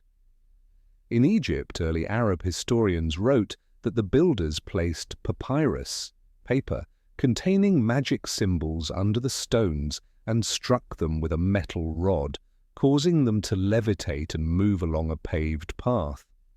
In Tibet in the 1930s, a Swedish engineer named Henry Kelson claimed to witness monks lifting heavy boulders up a steep cliff using nothing but a synchronized array of drums and long trumpets. For decades, this was laughed at. But today, in physics labs, we use acoustic tweezers to levitate water droplets, styrofoam balls, and even small insects using standing sound waves. We have proven that sound can overcome gravity. The only difference is scale. If the mother civilization understood the resonant frequency of stone, every object has a natural frequency, and could generate enough amplitude, perhaps utilizing the piezoelectric properties of quartz in the granite, they could theoretically create a weightless state for massive objects. They weren't fighting gravity, they were cancelling it. This acoustic technology also explains the healing temples of the ancient world. The Asclepians of Greece and the sound hospitals of Egypt were famous for curing illnesses that medicine couldn't touch. We find resonance chambers in these sites, small stone rooms with specific dimensions designed to amplify certain harmonics. We know today that ultrasound can accelerate bone healing, break up kidney stones, and kill cancer cells, high-intensity focused ultrasound. It is highly probable that the ancients used specific vocal frequencies or instruments like the Tibetan singing bowl and the Egyptian sistrum to vibrate the body at a cellular level, restoring health. The Djed pillar of Egypt, often associated with stability, might have been a tuning fork for the spine. When we look at the intricate geometric patterns of the Gothic cathedral rose windows or the Buddhist mandalas, we are seeing frozen music. The science of cymatics shows that when you play a specific frequency into a plate of sand, the sand arranges itself into complex, perfect geometric patterns. The higher the frequency, the more complex the pattern. The intricate decorations of the ancient temples might not just be art, they might be the visual representation of the acoustic frequencies used in that space. They are the sheet music carved into the walls. The acoustic codes suggest that the mother civilization operated on a completely different branch of physics than we do. We chose the path of combustion, explosion, and mechanics. We force matter to move. They chose the path of resonance, vibration, and harmony. They persuaded matter to move. This is why we cannot replicate their work. We are trying to cut the stone with a saw while they were cutting it with a song. The silence of the ruins is an illusion. If we could listen with the right instruments, we might hear the faint residual echo of the machines that built the world, a hum of 111 hertz that bridges the gap between the material and the spiritual, proving that in the beginning there really was the Word, and the Word was a frequency that we have forgotten how to pronounce. While the stones and the maps testify to the mind of the mother civilization, the bones testify to its body. And in the dusty museums of Paracas, Peru, lie the physical remains of a people who defy the standard classification of Homo sapiens. For decades, archaeologists have found skulls across the world, from the Black Sea to Mexico to Egypt, that exhibit cranial deformation. This was a cultural practice where boards and cloth were bound to an infant's head to elongate the skull, mimicking the shape of the nobility. It is assumed that all elongated skulls are the result of this artificial binding, but in Paracas, on the desolate coast of Peru, we find skulls that shatter this assumption. These are the Paracas skulls. They are not just elongated, they are biologically different. When you bind a skull, you change its shape, but you cannot change its volume. A bound skull has the same cubic capacity as a normal human skull. It's just squashed. But the Paracas skulls are up to 25% larger in volume and 60% heavier than a modern human skull. You cannot increase the volume of the brain case by wrapping a bandage around it. That is a genetic trait, not a cosmetic one. Furthermore, a normal human skull has two parietal plates, the bone plates that make up the top of the head, separated by a sagittal suture. Many of the Paracas skulls have only one single parietal plate. The sagittal suture is completely missing. This is a structural anomaly that cannot be induced by head binding. It is born, not made. Who were these people? The local legends say they were the royal family, the tall red-headed lords who arrived from the sea. And indeed, the hair found on these mummies is not the coarse black hair of the indigenous Native Americans. It is fine, wavy, and distinctly auburn or red. This hair color is genetically incredibly rare in the pre-Columbian Americas. In 2014, Brian Forster, a researcher based in Peru, managed to get DNA testing done on samples from these skulls. The initial results were shocking. The geneticist reported that the mitochondrial DNA passed down from the mother contained mutations unknown in any human, primate, or animal known so far. A later, more comprehensive study found haplogroups that pointed to an origin in the Black Sea and the Caspian Sea region, Eurasia, thousands of miles away. This supports the diffusionist theory that a global elite, the survivors of the mother civilization, traveled the world ruling over local populations. They were the giants mentioned in the Bible, the Nephilim, and the demigods of Greek myth. Their physical difference, the massive brain capacity, the height, the red hair, set them apart as a distinct caste, perhaps a subspecies of humanity that possessed higher intelligence or psychic abilities related to the larger brain volume. The existence of the Parashas skulls forces us to re-evaluate the art of the ancient world. When we see the elongated heads of the Egyptian pharaoh Akhenaten and his family, or the strange cone-headed depictions of the Sumerian gods, we are told it is stylized art, or head binding. But what if the head binding practiced by the common people was a cargo cult imitation? What if the masses were trying to look like the gods? The gods didn't bind their heads, they were born that way. The aristocracy of the mother civilization may have been physically distinct from the hunter-gatherers they educated. This explains the divine right of kings. It wasn't just a political claim, it was a biological reality. The rulers were literally a different breed. But the most disturbing aspect of the Paracas mystery is the disappearance. Around 2,000 years ago, the Paracas culture vanished abruptly, replaced by the Nazca culture.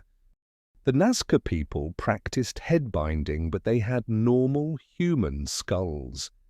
It appears that the pure bloodline of the Paracas giants was hunted down and exterminated. Many of the Paracas skulls show signs of violent trauma. This echoes the stories of the genocide of the giants found in the Bible and in Native American oral traditions, like the Paiute legends of the red-haired giants of Lovelock Cave. It suggests a global uprising. After the cataclysm, the survivors of the mother civilization tried to rebuild order, serving as the shepherd kings. But over millennia, their knowledge faded, their numbers dwindled, and the human population turned against them. We killed the gods, we wiped out the genetic lineage of the teachers, and then, in our guilt and confusion, we started binding our children's heads to remember them, turning their biology into a fashion statement, and eventually burying their bones in the desert to be forgotten. The Paracas skulls are the physical proof that the Adam and Eve of the previous cycle were not exactly like us. They were the watchers, and their eyes were bigger, their brains were bigger, and they are looking at us from the grave with a genetic code that we are only just beginning to decipher. For 2,000 years, the hunt for Atlantis has been the greatest wild goose chase in human history. We have scoured the bottom of the Atlantic Ocean, the Mediterranean Sea, the Caribbean, and even the Antarctic ice, looking for a sunken city. We have been obsessed with the word sunk, assuming that the capital of the mother civilization is currently underwater, covered in coral and seaweed. But what if we have been looking in the wrong element? What if Atlantis didn't sink? What if the water receded or the land rose, leaving the city stranded high and dry in one of the most inhospitable places on Earth? This brings us to the most compelling data-driven candidate for the lost city ever discovered, the Risha structure in Mauritania, West Africa. Also known as the Eye of the Sahara, this geological formation is a massive set of concentric rings etched into the desert floor, so large that it is invisible from the ground. You can walk right through it and see nothing but sand and rock. It was only when the Gemini astronauts flew over Africa in the 1960s that they looked down and saw a giant blue eye staring back at them.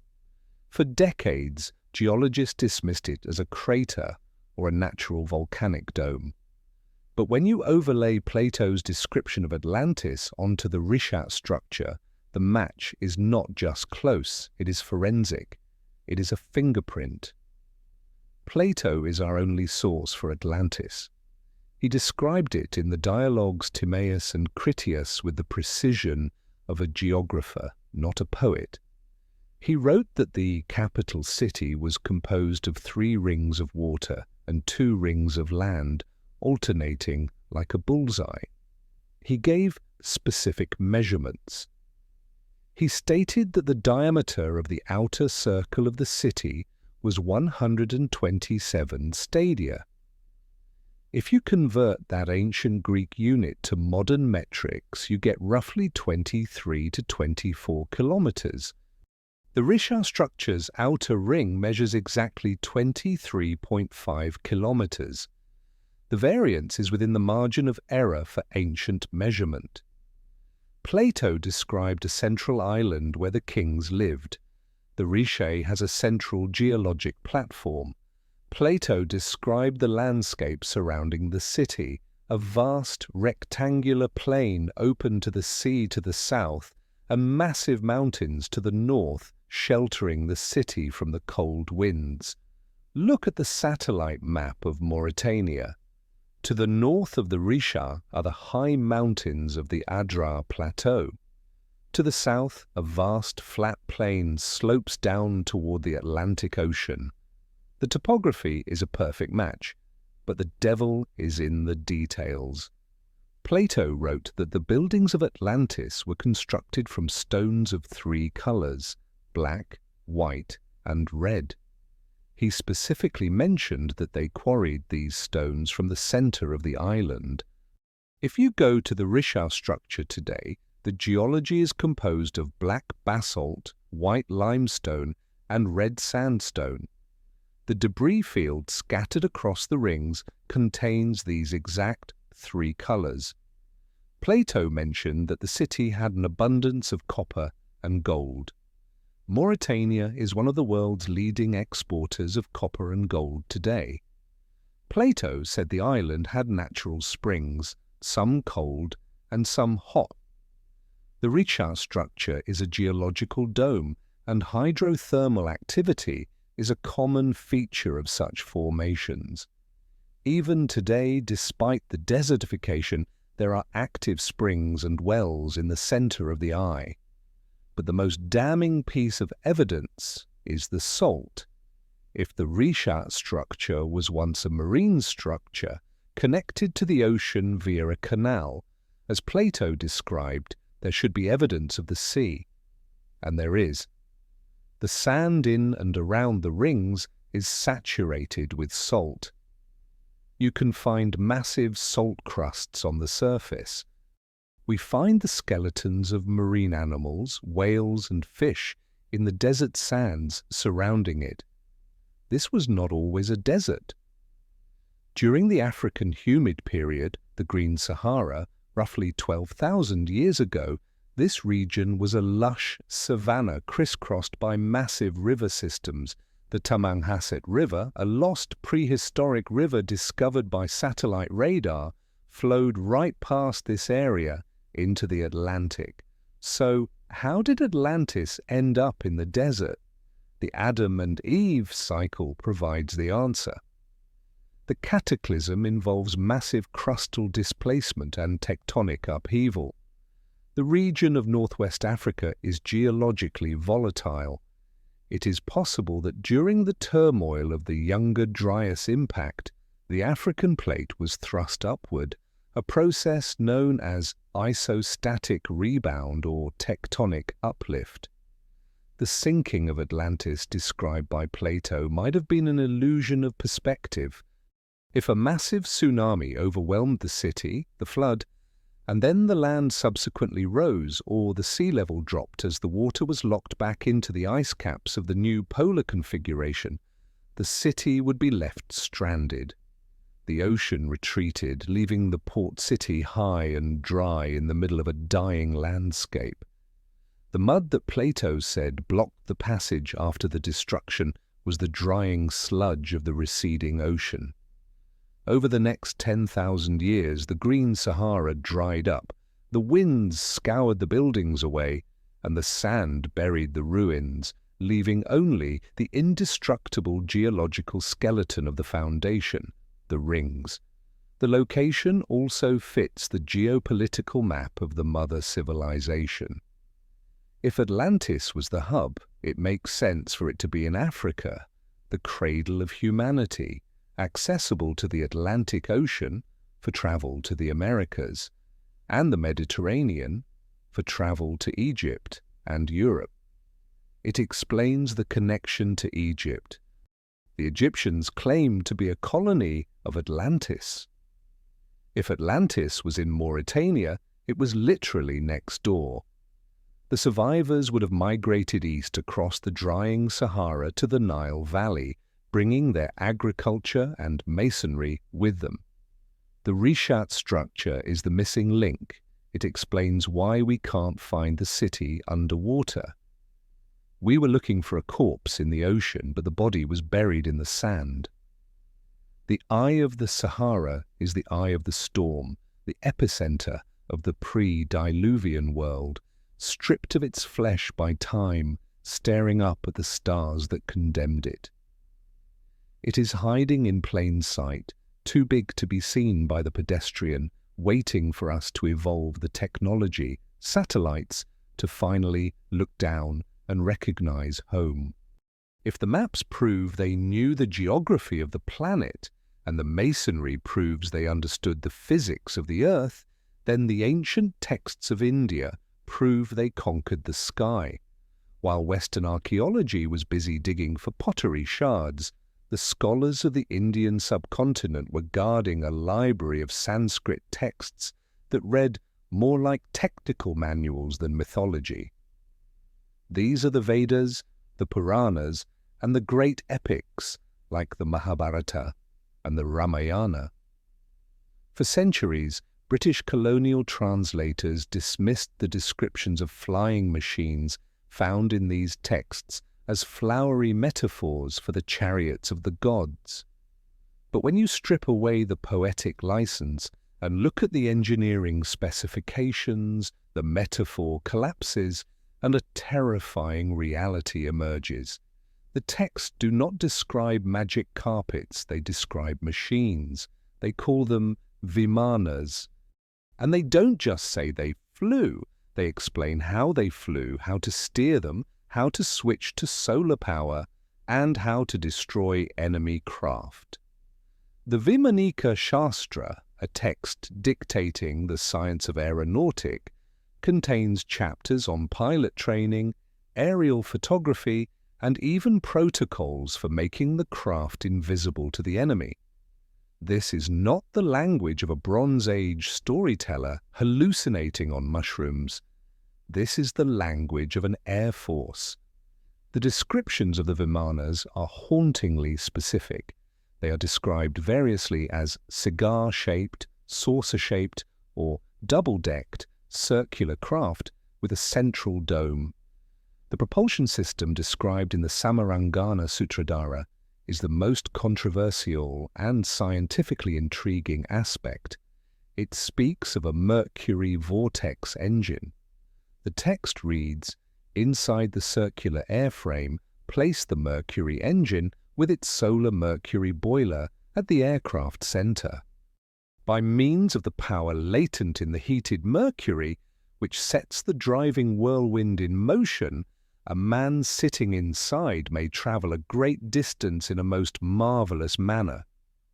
For decades, this sounded like alchemy, but in modern physics we know that if you spin heated mercury plasma at high speeds, you create a powerful electromagnetic field that can theoretically produce anti-gravitational effects.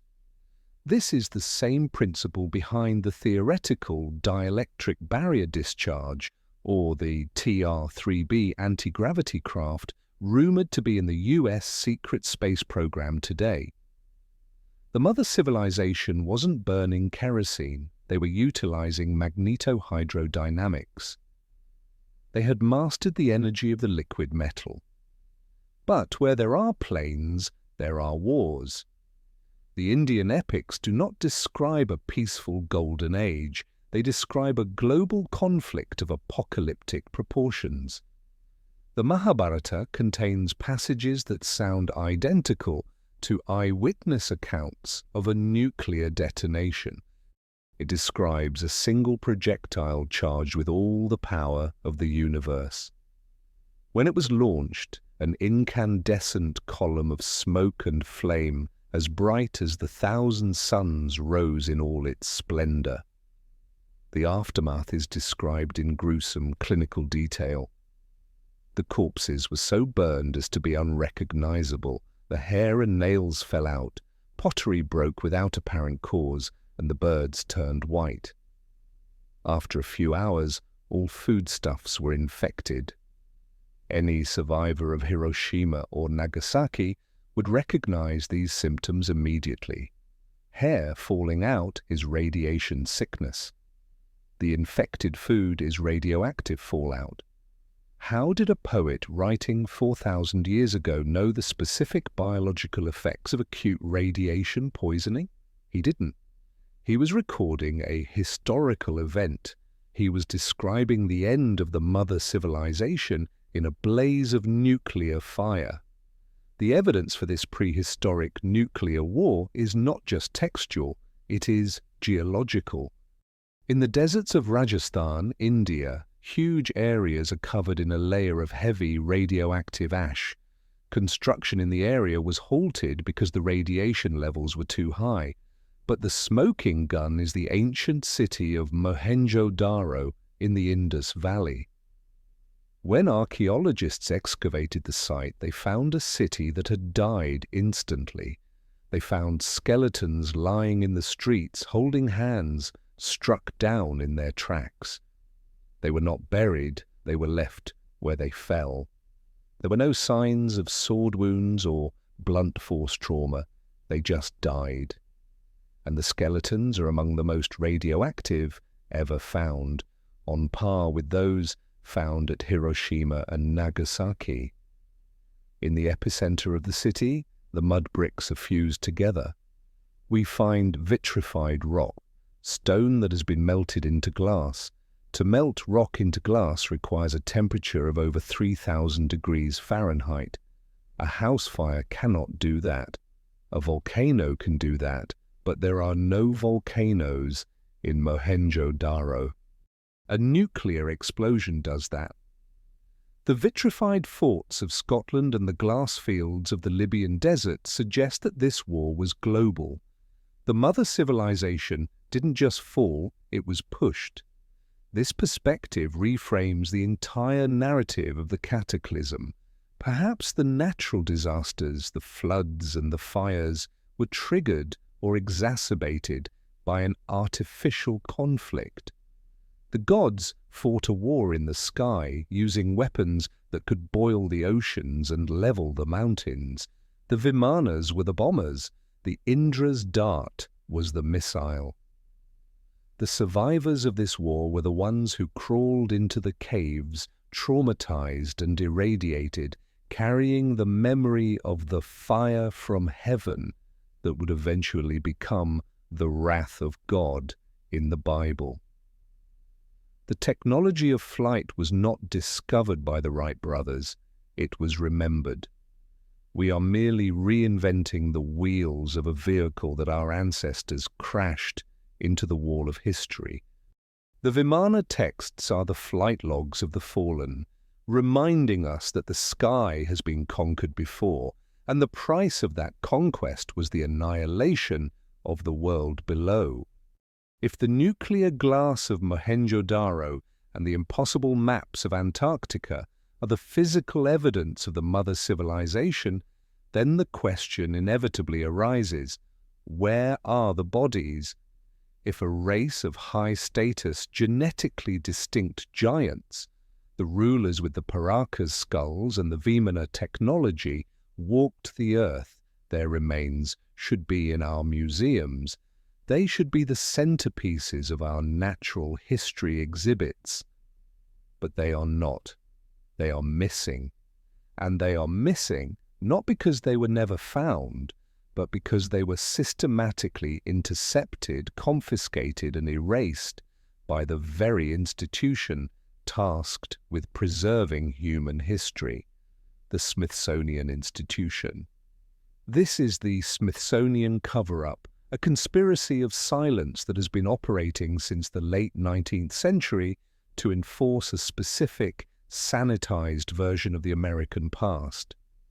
The motive was not scientific, it was political.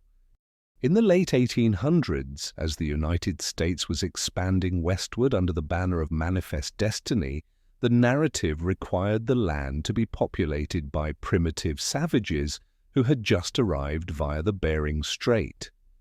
To admit that a sophisticated monument-building, metallurgically advanced race of giants had lived there thousands of years prior would have complicated the moral claim to the land and shattered the isolationist theory of evolution. So, the order came down: bury the giants. The smoking gun of this cover-up lies in the archives of the newspapers themselves. Between 1850 and 1920, there were thousands of reports published in reputable newspapers like the New York Times, the Chicago Tribune, and countless local gazettes detailing the excavation of ancient burial mounds across the Midwest and the Ohio Valley. These reports were not vague folklore, they were specific, on-the-ground accounts given by farmers, doctors, and local sheriffs. They consistently describe digging into the massive earthen mounds, the work of the mound builders, and finding skeletons of enormous proportions. We are talking about human remains measuring 7, 8, and even 9 feet tall. The descriptions often included bizarre anatomical anomalies such as double rows of teeth, extra dentition, massive jawbones that could fit over a normal man's face like a helmet, and skulls with the same elongated shape found in paracas. Frequently, these giants were found buried with copper armor, intricate slate carvings, and pearls, indicating a high-status royalty. In many cases, the reports end with a fateful sentence: "The Smithsonian Institution has been notified and agents are on their way to collect the specimens." That is where the trail ends. Once the bones entered the custody of the Smithsonian, they vanished. They were never displayed. They were never published in scientific journals. When local researchers later inquired about the finds, they were told that the bones were lost, crumbled to dust, or simply that the original report was a hoax.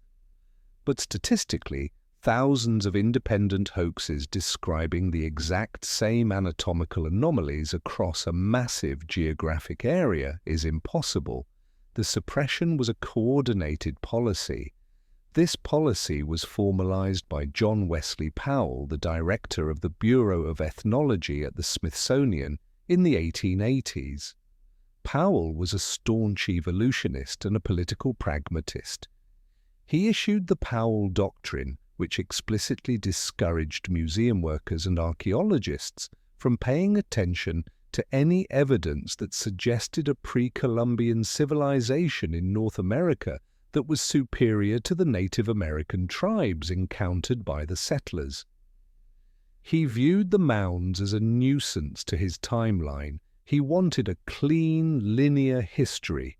Savages entered, stayed savages, and then the white man brought civilization. The existence of a white giant or advanced race in the deep past was a heresy that had to be purged. This intellectual censorship extended beyond just hiding bones. It involved the active destruction of sites. In the early 20th century, the Smithsonian was involved in exploring mounds that were subsequently leveled for agriculture or road construction. They acted as the cleaners.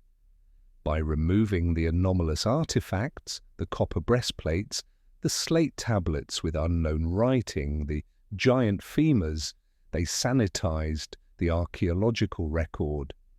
They turned the mound builders from a lost branch of the mother civilization into a simple hunter-gatherer culture that just happened to like piling up dirt.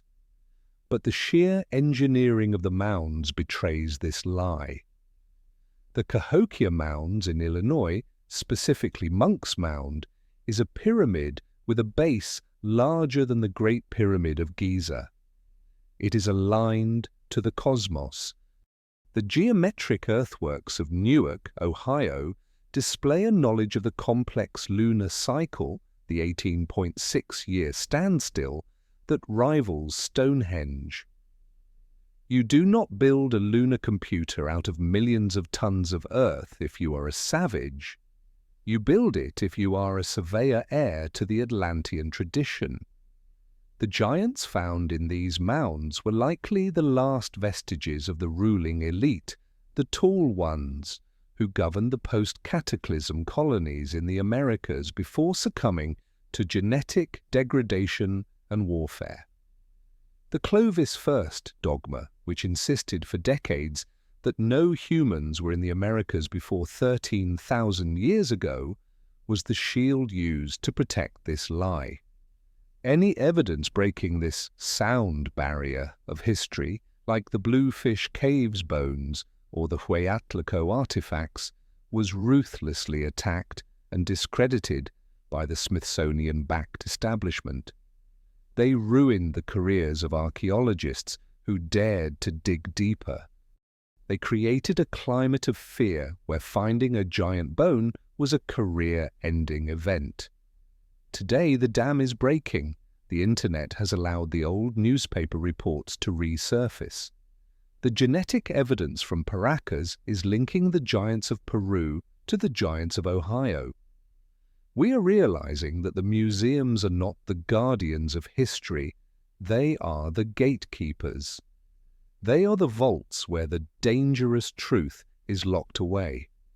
The skeletons are likely still there, gathering dust in the deep storage crates of the Museum Support Center in Maryland, categorized as zoological oddities or pathological specimens. They are the prisoners of a paradigm war. The mother civilization is not just buried in the ground, it is buried in the basement of the very people who claim to explain it. The Smithsonian cover-up is the final insult to our ancestors, denying their existence to protect the fragile ego of modern science. If the skeletons are the hidden victims and the buildings are the ruined machinery, then the alignments of the ancient world are the desperate SOS signals sent across time. The builders of the mother civilization knew they were doomed. They knew the cycle of the sun and the wobble of the earth, and they calculated the inevitable return of the cataclysm. They realized that paper would rot, language would drift, and digital data would degrade. The only medium that could survive the reset was the planet itself. So they turned the Earth into a hard drive. They encoded their warning not in words but in mathematics and astronomy, a universal language that any intelligent future civilization would eventually decode. This warning is locked into the phenomenon known as the precession of the equinoxes.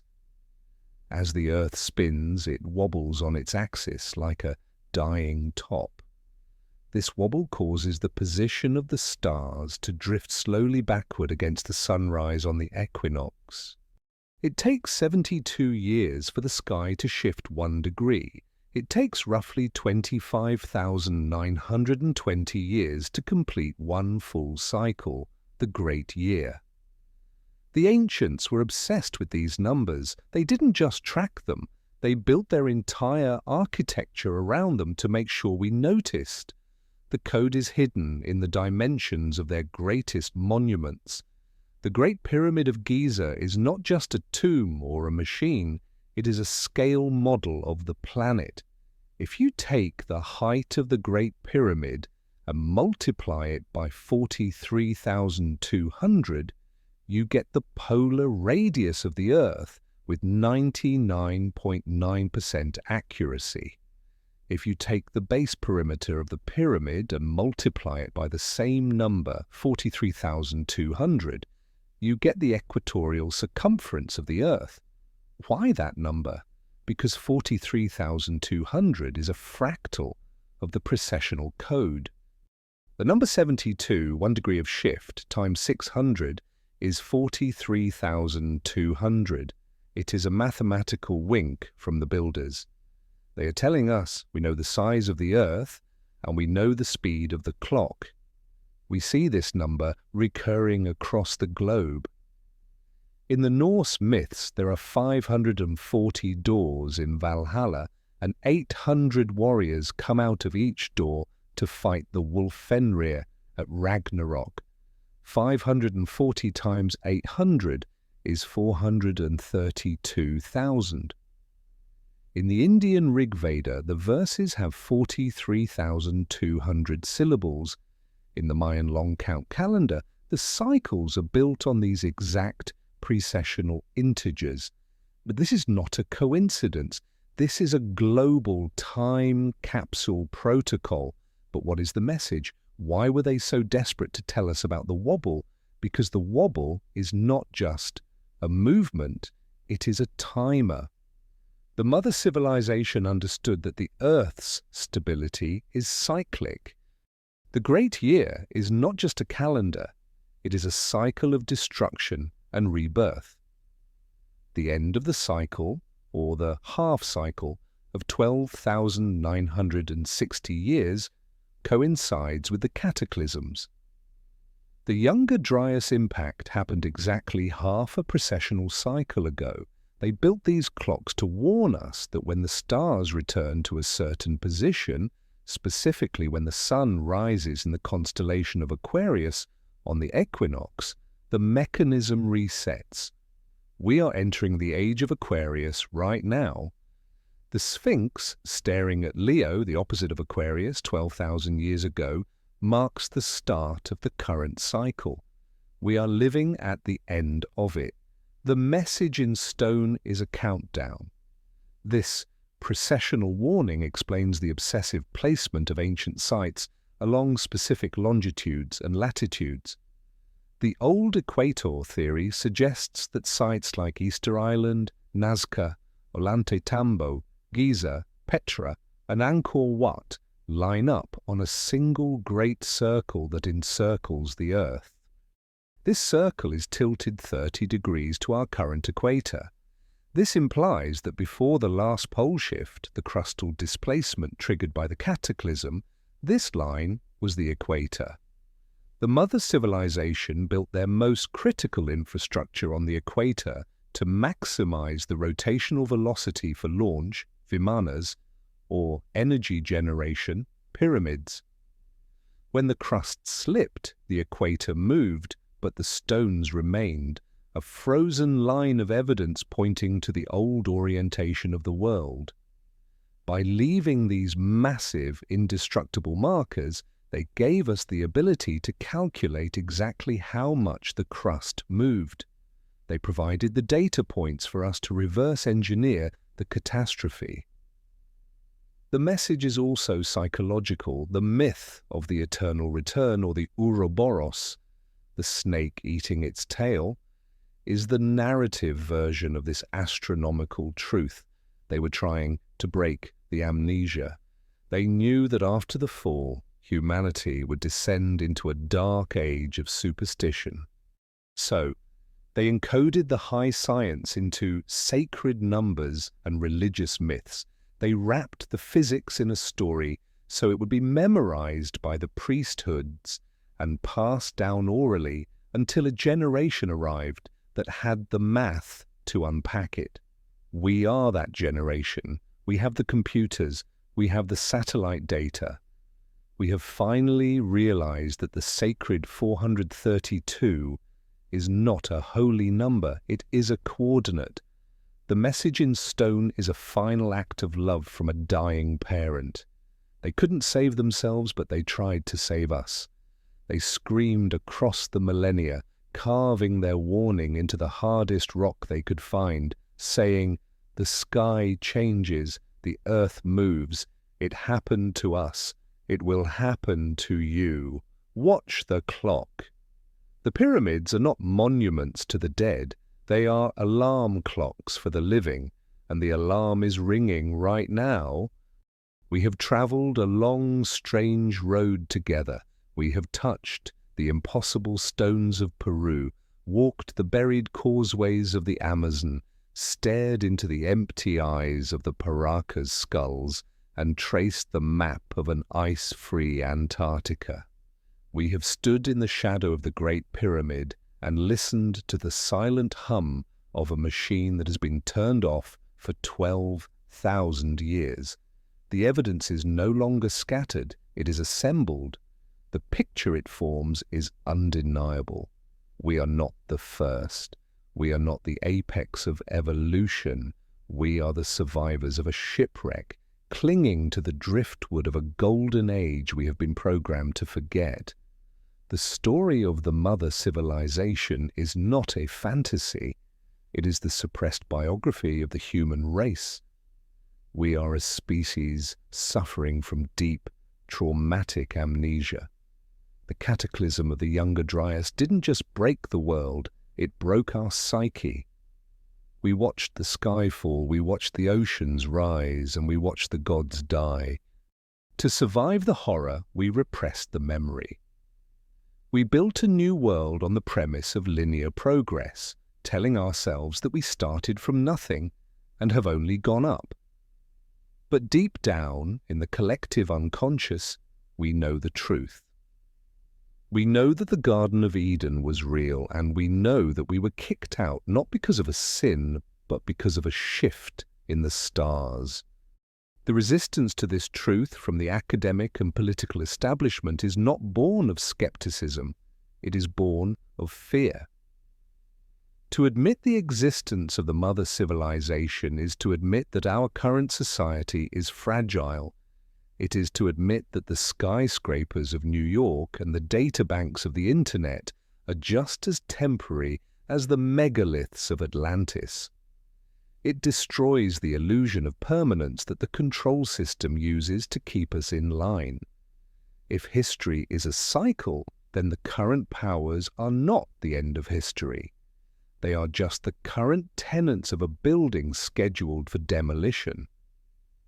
Furthermore, acknowledging the mother civilization unifies humanity in a way that is dangerous to the architects of division. If the Maya, the Egyptians, the Hindus, and the Incas were all students of the same school, then the racial and nationalistic divides of the modern world are meaningless. We are one family, separated only by the rising waters. We are all cousins fighting over the scraps of our grandfather's estate. The establishment keeps the history prohibited because a population that knows its true heritage, a heritage of high technology, spiritual mastery, and global unity, is a population that cannot be enslaved. So what is the purpose of this awakening? Why does it matter if there was a city in Mauritania or a power plant in Giza? It matters because the clock is ticking again. The message in stone was not left for the shepherds of the past. It was left for the scientists of the future. It was left for us. We are approaching the end of the precessional half-cycle. The magnetic field is weakening. The weather is destabilizing. The social fabric is tearing. The symptoms of the great year turning over are all around us. The ancients left us the blueprints not so we could worship them, but so we could emulate them. They showed us that it is possible to build a civilization that balances technology with spirit, that works with the earth rather than against it. They showed us that the human potential is limitless, that we can move mountains with sound, map the stars with our minds, and navigate the globe without borders. But they also showed us the price of hubris. They showed us that even the greatest empire can be wiped out in a single day if it loses touch with the cosmic rhythm. We are standing at the crossroads. We can continue to sleepwalk, distracted by our digital toys and our petty wars. ignoring the warnings etched in granite and suffer the same fate as the Atlantis we deny. Or we can wake up, we can reclaim our inheritance, we can demand that the Smithsonian open the basements, we can demand that the textbooks be rewritten, we can start using our technology to protect the planet, to create our own arcs of knowledge, and to prepare for the inevitable shift. The study of the mother civilization is not about looking back. It is about looking forward. It is about realizing that we are the gods of the next cycle. The baton has been passed to us. The handbag of knowledge is lying in the dust, waiting for us to pick it up. This investigation has been a journey into the forbidden. We have shone a light into the dark corners where the history books are silent, but the light doesn't belong to me, it belongs to you. You are the keeper of the memory. Every time you question the official narrative, every time you look at a stone and ask how, you are healing the amnesia of the species. Do not let this knowledge fade. Share it, discuss it, keep the signal alive.